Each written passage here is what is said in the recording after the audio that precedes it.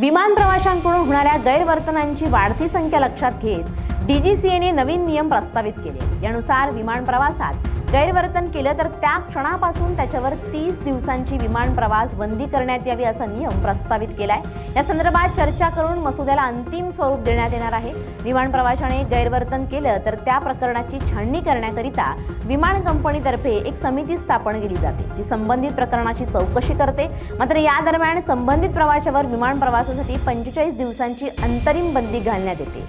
तसंच समितीचा चौकशी अहवाल आल्यानंतर प्रवाशावर कारवाई केली जाते। मात्र या दरम्यान होणारा विलंब टाळण्यासाठी हा नवीन नियम डीजीसीएने प्रस्तावित केलाय। त्याला अंतिम स्वरूप प्राप्त झाल्यानंतर प्रवाशाने विमान प्रवासात गैरवर्तन केलं तर त्याच्यावर त्या क्षणापासून 30 दिवस विमान प्रवास बंदी घालण्यात येणार आहे। गैरवर्तनाच्या प्रकारानुसार अन्य अनुचित कारवाई देखील करण्यात येणार आहे।